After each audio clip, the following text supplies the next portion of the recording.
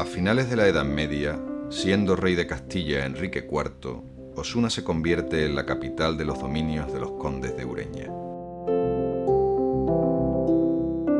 Comenzó entonces la Edad de Oro de la ciudad, un periodo que se prolongaría hasta el siglo XVI, cuando el cuarto conde de Ureña, don Juan Tellez Girón, transformó Osuna en una ciudad monumental, símbolo de la unidad del poder espiritual y del poder político.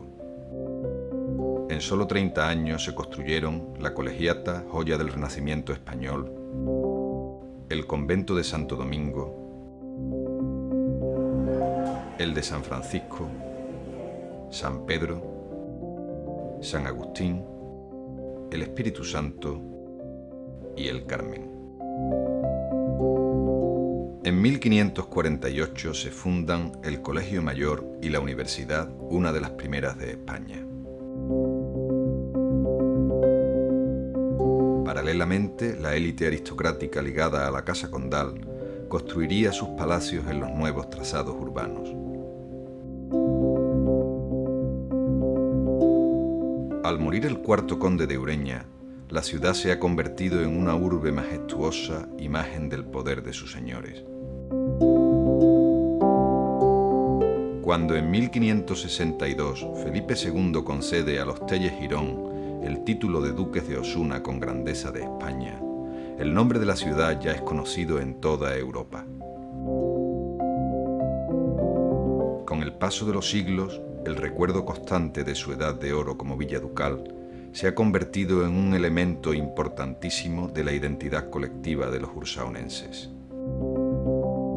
Pero hubo en Osuna otra edad de oro que la hizo famosa en la antigüedad. Hubo otra ciudad extraordinaria, Urso.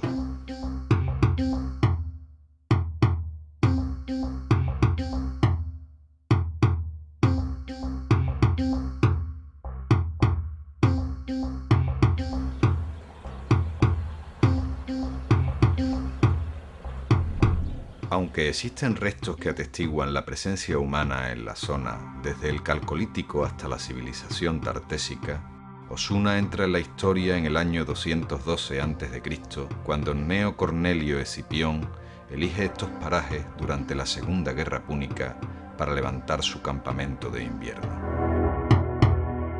Siglo y medio después, durante las guerras civiles romanas, Urso aparece en las crónicas como ciudad partidaria de Pompeyo. El propio César, tras la batalla de Munda, conquistaría la ciudad después de un largo y costoso asedio, repartiendo las tierras de Urso entre los veteranos y fundando la colonia Genetigua Iulia en honor de su fundador y de la diosa protectora de la familia de los Julios, Venus Genetrix. Sus habitantes gozaron a partir de entonces del privilegio de la ciudadanía romana. Sus leyes, Lex Coloniae Genetiguae Iuliae, fueron grabadas en tablas de bronce. Situada en la ruta que unía Hispalis a Ilíberis, Sevilla y Granada, en el cruce de dos vías pecuarias, la vereda real de Granada y el camino de la Farfana, la Osuna romana conoció en el siglo I una época de extraordinaria pujanza. De su riqueza dan fe las dimensiones del foro y la singularidad de su teatro construido en el siglo I al modo griego sobre una ladera rocosa. Pero el más claro indicio de la relevancia de Urso en época romana lo hallamos en su extensa necrópolis.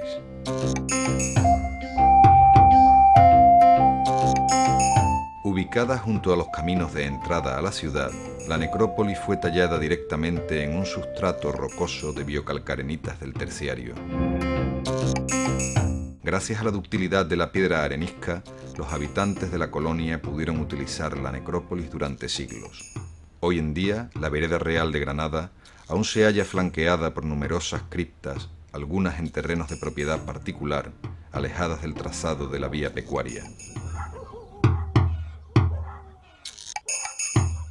No ocurre lo mismo en la vía sacra, donde quedan pocas huellas de su uso funerario.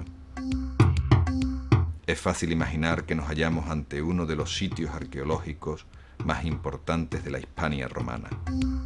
La potencialidad que tiene una ciudad media como Osuna, con unos restos arqueológicos tan evidentes y en el que hay que realizar tan poco esfuerzo inversor para su puesta en valor, es tremenda si la comparamos con otros equipamientos culturales y otros recursos patrimoniales, como por ejemplo los museos, ¿no? Nada más que hay que tener en cuenta que los museos provinciales, los museos de tipo estándar, estos museos medios en el que aparecen registros arqueológicos o pictóricos o escultóricos de todas las etapas de la evolución humana, pues están perdiendo visitantes en los últimos años. Es un proceso que ya se viene evidenciando casi desde hace 10 años, mientras que los conjuntos arqueológicos, los sitios arqueológicos, los sitios históricos, sobre todo aquellos en los que se han hecho esfuerzos notables por una modernización en su presentación, están ganándolos. O sea, es justo al revés, están incorporando muchísimos visitantes porque la gente lo que está demandando es la autenticidad y es la originalidad de lo que quiere ir a ver. El conjunto arqueológico de Urso sigue siendo poco conocido por los habitantes de Osuna. En cambio, todo el mundo conoce la vereda de Granada, la pileta, las cuevas. Han sido durante generaciones lugares de paso, lugares donde se vivía y el escenario de juegos infantiles. Yo he vivido de niño en la Plaza Merced, que está justo la primera parte al pie de la cantera. Entonces, lógicamente, como en algunos amigos allí, nuestro sitio de juego, pues era la plaza y subíamos la escalera y ya estábamos prácticamente por la parte de aquella de canteras y cuevas y casi. Mi vivencia en las cuevas casi toda es mi etapa de bachiller, porque teníamos todos la sana costumbre de cuanto que había media hora, una hora o algo de reposo en nuestros estudios o en nuestras clases, lo primero que hacíamos era visitar las cuevas y a ver qué diablura hacíamos en las cuevas. Bueno, cuando chica iba a las cuevas a coger panecito, Lo pelaba y me lo comía porque tenía mucha hambre. Luego iba por espigas y los rurales y la guardia me correteaba, porque no quería que cogiera espigas ni cebada de esas, para comérmela. Yo viví la mayor parte de mi infancia y de mi juventud en la calle Granada, y aunque en aquella época todavía se podía jugar en la calle, muchos de aquellos niños y niñas de la zona nos gustaba irnos a jugar a la pileta. Seguíamos la calle Granada arriba y llegábamos a la pileta, dejamos a la derecha el huerto de Luis, y allí, pues, a falta de otros espacios deportivos, eso es lo que teníamos. Se jugaba al fútbol, las niñas brilés, se montaban bicicletas, alguna vez intentamos volar allí alguna cometa, en fin, los juegos típicos de la época. A veces continuábamos el camino de Granada y llegábamos a las cuevas, a las escuevas, como decían algunos niños. En un momento determinado nos encontramos un cuadro bonito y donde había una cantidad de chinitos enormes. Pues mira qué chinito, pues mira, ya no tenemos que buscar munición para la tiguera, sino vamos a llevarnos de aquí todo lo que podamos, lo guardamos y así cuando salgamos ya salimos con los chinos en el bolsillo. Pues los mosaicos eran muy buenos para los tirachinas y hemos gastado más de un mosaico en los tirachinas. Incluso a la izquierda mirando la cueva, a la izquierda había un solar, unos ladrillitos pequeñitos. Eso acabamos con ellos, también tirándonos los ladrillitos. Hoy me doy cuenta que eso era una burrada, pero bueno. A la cueva jugábamos a saltar, a la piola. Que antes jugaban los niños y las niñas a la piola. Si los niños iban allí, pues todos íbamos a la pileta, pero no era un sitio que a mi madre le gustara que fuese, y mucho menos a las cuevas. Si se enteraba que habíamos estado en las cuevas, ese día había riña segura. Teníamos interés porque nos juntamos un grupo, ya te digo, que no era ya solamente a estar allá dentro, sino por investigar un poco eso, donde hay una, donde hay otra. Una de las principales diabluras que se pueden contar hoy, pero en aquella época no se puede contar, era que a la señorita de matemáticas tenía la costumbre de darse el paseo por la parte estrecha de la necrópolis. Y entonces nosotros cogíamos unas piedrecitas pequeñas, siempre pequeñas, y se la tirábamos a ella desde arriba. Allí pues jugábamos a escondernos, salíamos por una puerta, entrábamos por otra, subíamos arriba, nos asomábamos por el agujero o tirábamos cosas, asustando a los demás. Y nos entreteníamos pues también removiendo la basura que había allí, que no era poca. A luego nos íbamos a las cuevas de verdad, de allí en todo acto. Había unos nichos, que había una lápida, que sería lo mejor de los reyes o de algo, porque había tal lápida de niños chiquitos. Había que potenciar más la cultura, este amor, y yo creo que los colegios, estos días soleados, debían de decir, niños, vamos a ir a las canteras. Y aquí en las canteras hacer unas clases. Yo creo que los niños ya saben lo que es una necrópolis, ya saben lo que es aquello. Entonces, si no la conocen, si uno no lo conoce, no lo puede valorar y respetar.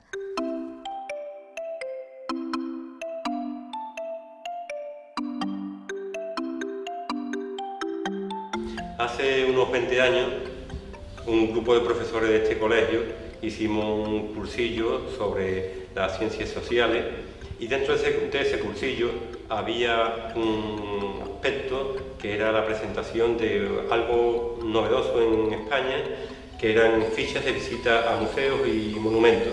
El teatro era forma medio circular y nos sentamos en la grada y allí un arqueólogo empezó a explicarnos todo aquello, cómo habían excavado y todo.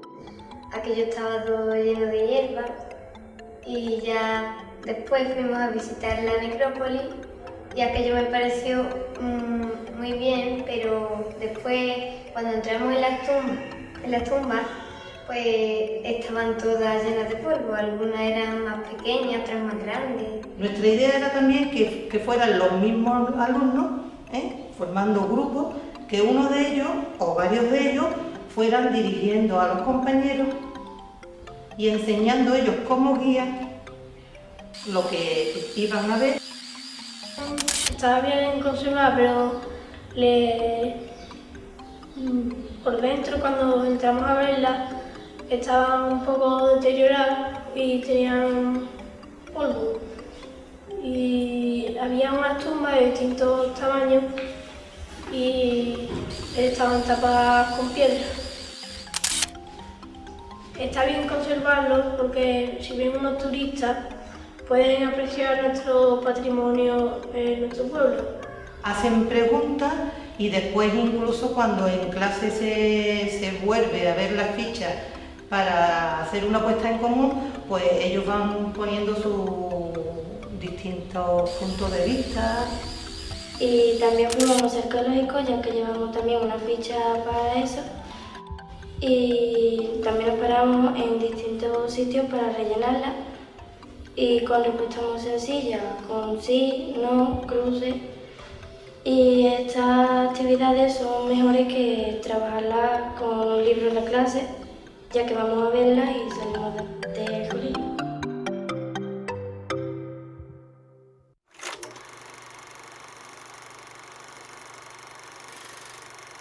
Las cuevas de Osuna representan un hecho insólito dentro de la historia de la arqueología española. Este conocimiento, sin embargo, no se ha traducido en un auténtico reconocimiento público, de tal manera que nos encontramos en la actualidad con que este monumento tan importante se encuentra en un estado de deterioro patrimonial lamentable.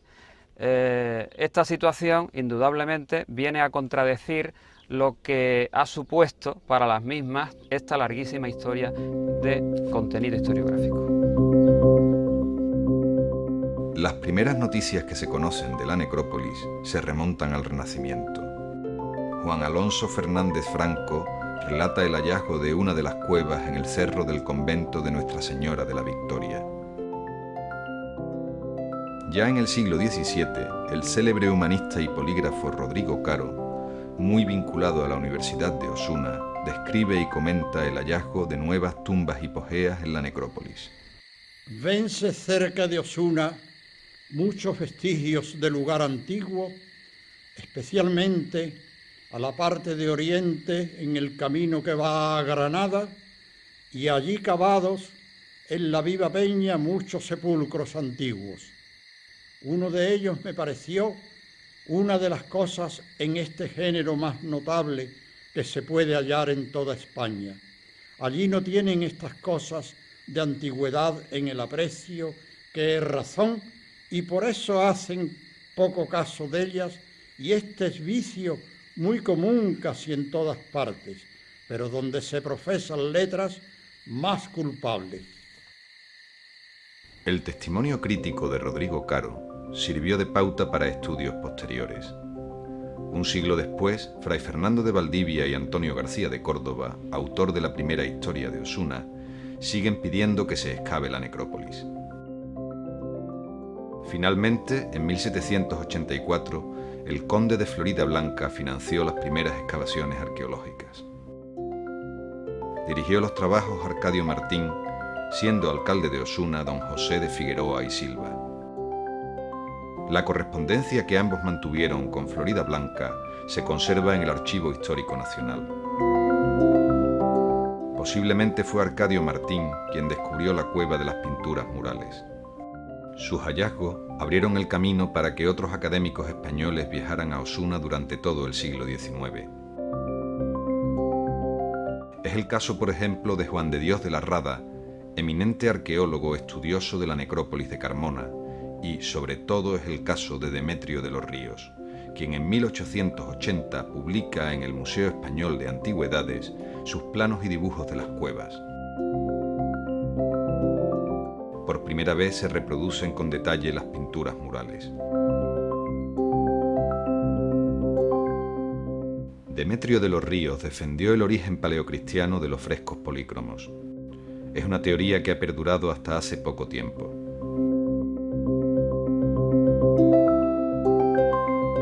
A finales del siglo XIX y principios del XX, el arqueólogo Jorge Bonsor estudia in situ las cuevas y realiza dibujos de 5 de ellas, 3 de las cuales nunca habían sido descritas visualmente.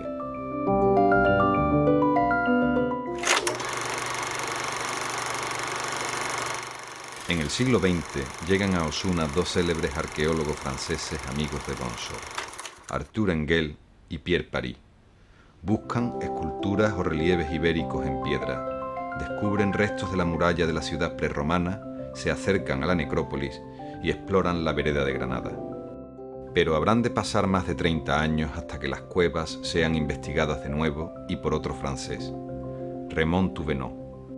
Comparando los frescos ursaonenses con los de Carmona, Touvenot fue el primero en defender el origen pagano y no cristiano de las pinturas murales.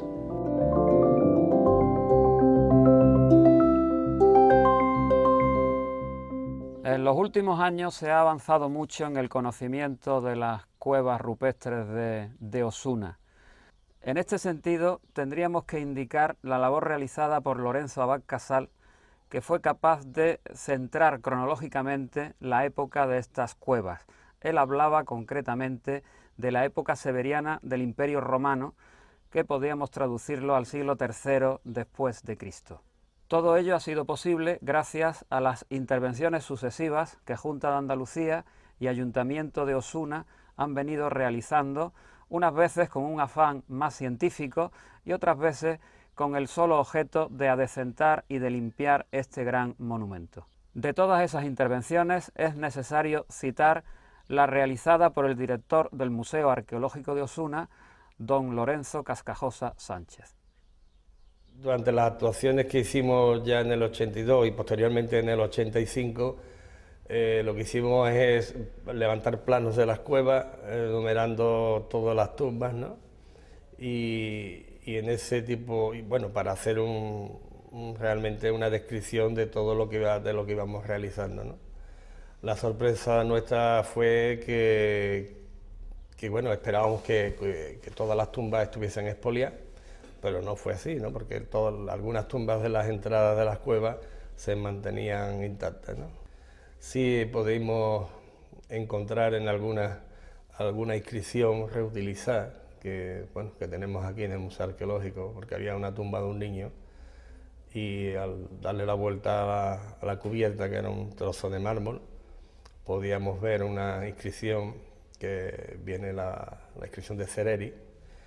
Cereri es la diosa Ceres, ¿no? Y es interesante porque la inscripción pertenece a una lápida votiva de las que se exponían en las puertas de los templos al que estaba dedicado, ¿no? Y la excavación fue muy interesante porque se excavaron solamente algunas del camino, hay muchísimas más. El complejo de la necrópolis es muy interesante. Yo podía pensar que puede ser de las mejores necrópolis del mundo romano, ¿no? Según la costumbre romana, los cementerios se ubicaban fuera de los límites de la ciudad, en la continuación de los ejes que vertebraban la planta urbana, el Cardo y el Decumano Máximos. Así queda recogido en el capítulo 73 de la Lex Coloniae Genetivae Iuliae, que nadie dentro de los límites de la ciudad o colonia, dentro de sus murallas, deposite cadáver, ni lo inhume, ni lo incinere, ni construya el monumento de un hombre fallecido.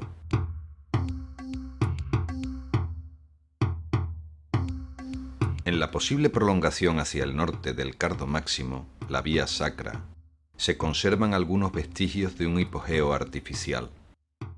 Aún puede admirarse en su interior la apertura de dos grandes arcosolios excavados en la pared y algunos huecos apropiados para enterramientos. Es difícil conocer la extensión que tuvo esta necrópolis septentrional. La orografía de la zona ha sido transformada por numerosas canteras, activas muchas de ellas desde el período romano hasta el siglo XX. El segundo espacio funerario, la necrópolis oriental, fue excavado en la piedra a ambos lados de la vía que prolongaba el Decumano Máximo de Urso, la vereda real de Granada. La estrecha entalladura rocosa desciende en varios niveles escalonados. Los más elevados son los que reúnen el mayor número de tumbas, 10 en total, numeradas correlativamente.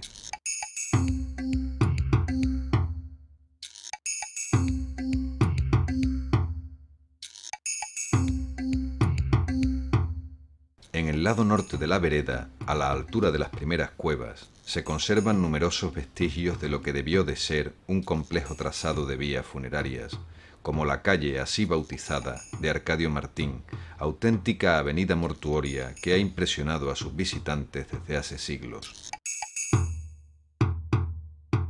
En esta zona septentrional, aún pendiente de una adecuada intervención arqueológica, se halla la célebre cueva del Caracol, la mayor de las conservadas. Externamente, las cuevas no presentan grandes diferencias. Se accede a ellas por dinteles arquitrabados de poco alzado o por dinteles curvos en forma de arco. Algunos conservan aún los goznes de las puertas de paso. Uno o dos escalones descendentes completan el acceso al interior.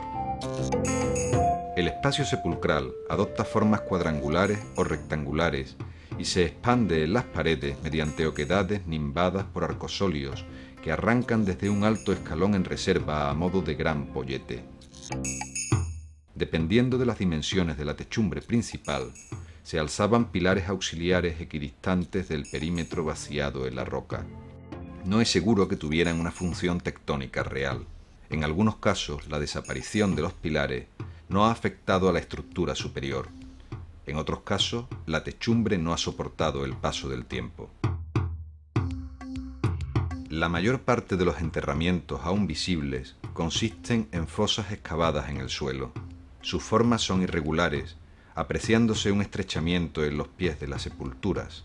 Las cabeceras, en cambio, son de perfil redondeado, aunque sin llegar a definir formas antropomórficas. El tamaño de algunas fosas indica que también se realizaron enterramientos infantiles.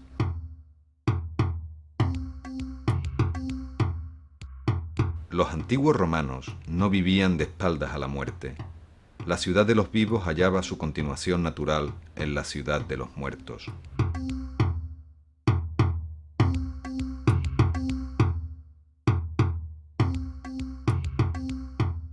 Las necrópolis eran lugares frecuentes de paso, eran lugares donde se vivía, por donde se pasaba, donde se vendía, donde se traficaba, donde se defecaba, donde se orinaba, donde se hacía la calle. El único elemento común que unifica de alguna manera la forma de entender el mundo funerario de todos los romanos fue la necesidad absoluta de sepultar el cadáver, conforme a un ritual muy establecido, que unos podían seguir en mayor o menor medida, pero siempre era necesario seguirlo. Lo que no podía de ninguna manera el cuerpo era quedar insepulto, porque contaminaba, era un elemento contaminante, y solo si el cadáver era sepultado convenientemente y conforme a determinado ritual, era posible asegurarle la vida eterna, el transcurso normal más allá. Cuando un romano moría, una vez velado el cadáver, se trasladaba solemnemente a la necrópolis. Este cortejo se denominaba pompa funebris. Si el fallecido era persona principal, el féretro era precedido por músicos y personajes que representaban a los antepasados, los manes. El féretro era sostenido por 8 esclavos que habían sido manumitidos en honor al difunto. Tras él caminaban las plañideras y finalmente el resto de la familia, vestidos de negro los varones y con el pelo suelto las mujeres. Una vez llegada la pompa funebris a la necrópolis, al lugar de enterramiento, tenía lugar ya la deposición funeraria en último término, siempre en función del rito que se eligiera, o bien cremación o bien inhumación. La cremación es el rito predominante en Roma entre los siglos republicanos y mediados del siglo II después de Cristo. A partir de ahí se impone la inhumación que siempre existió, es decir, se eligió en función de la tradición familiar, en función de la elección personal, hasta el punto de que hay tumbas familiares en las que conviven ambos ritos, cremación e inhumación. Este es el caso de la necrópolis de Urso.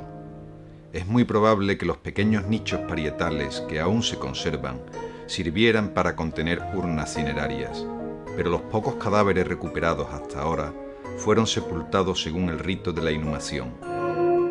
El cadáver se envolvía en un sudario y se depositaba en la fosa en posición de decúbito supino. Luego se introducía en la fosa el ajuar funerario, cuya riqueza dependía de la posición social del difunto. Era habitual añadir algunas monedas como pago a Caronte, el barquero de la laguna Estigia, antesala del Hades. La fosa se cerraba después con lajas de piedra amoldadas al contorno excavado, recubiertas con argamasa de arena, cal y guijarros muy pequeños. Realizado el entierro, realizada la deposición funeraria, comenzaban los ritos conmemorativos. Esos ritos conmemorativos tomaban su inicio en la propia necrópolis, controlados, dirigidos por el designator, que era una persona que podía ser contratada al efecto, o en cualquier caso la persona que comandaba todo el ritual funerario. El primero de los banquetes que se celebraba era el llamado Silicernium, un banquete que tenía lugar en la propia necrópolis junto a la tumba. Es probable que algunos de estos rituales post-mortem se celebraran en sepulcros donde hay escasa presencia de tumbas excavadas en el suelo. Un ejemplo relevante de este uso ritual lo constituye la cueva E, donde se conserva uno de los tesoros arqueológicos más valiosos de la necrópolis, las pinturas al fresco descritas por Demetrio de los Ríos. Estas pinturas se creían definitivamente perdidas, pero han sido redescubiertas recientemente y sometidas a una cuidadosa inspección material. Las pinturas que encontramos en esta cueva están constituidas con un mortero de cal y arena de la misma naturaleza de la piedra en la que está excavada, y que en 3 fases de mortero, de cal y arena, como digo, y en una última fase polícroma, con una técnica al fresco, muy propia, muy cercana y muy afín a la técnica puramente romana. Una vez que se pudieron extraer muestras de los restos de pintura y mortero, fueron analizados en el Consejo Superior de Investigaciones Científicas a través del Instituto de Ciencias de Materiales, por Ángel Justo, un químico, y se pudo determinar tanto la naturaleza como los elementos que estaban alterando su conservación, una serie de yesos, su constitución, como hemos dicho antes, inorgánica, hay presencia de óxidos de hierro y gran cantidad en todo su estrato de cal. La técnica de elaboración de estos frescos era compleja. Una vez excavado el hueco en la roca, se extendía un mortero regularizador y se dejaba secar. Este mortero se cubría luego con otra preparación más fina, de unos 5 milímetros de grosor. Sobre esta capa se aplicaba una base blanca, rica en cal y dispuesta para recibir el color. Los pigmentos utilizados eran muy costosos, de modo que se usaban mezclados con agua. Lo que podemos saber con seguridad que había eran imitaciones de placas de mármol para enriquecer esos ambientes y luego una techumbre muy interesante con una representación como de un cielo estrellado, una techumbre en la que había una zona azul muy amplia con pequeñas estrellas de color plateado, estrellas de 4, de 8 puntas, y también lo que es más interesante por su carácter figurado es un arco de entrada y de embocadura de una de esas tumbas en el que hay varias aves representadas que son pavones, patos, es decir, aves silvestres de las habituales en la pintura romana.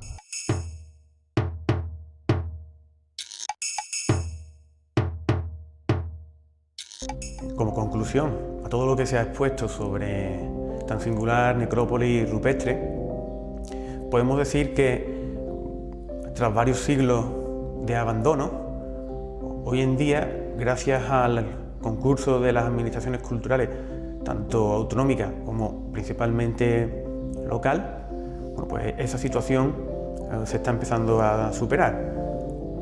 De hecho, hoy en día podemos visitar una parte importante de la necrópolis que hasta hace poco tiempo pues estaban abandonadas, sucias y que estaban desprovistas de cualquier valor patrimonial.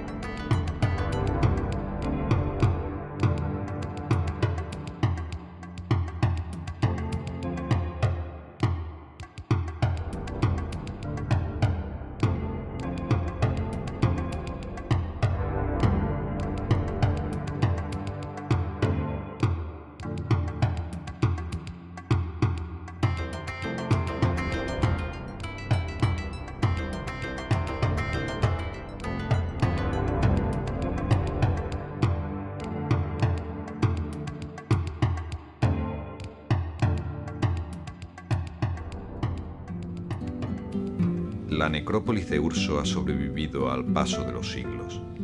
Más que a la muerte, los antiguos romanos le temían al olvido. El romano quería ante todo ser recordado por las generaciones venideras. Es muy frecuente que en las lápidas funerarias se invite al paseante a pronunciar en voz alta el nombre del difunto. Era el modo de mantener vivo su recuerdo. Aquellos nombres, los de aquellos que vivieron y murieron en la Urso romana, se han perdido para siempre. Queda en cambio la necrópolis, testigo monumental del pasado de Osuna, memoria viva de sus habitantes.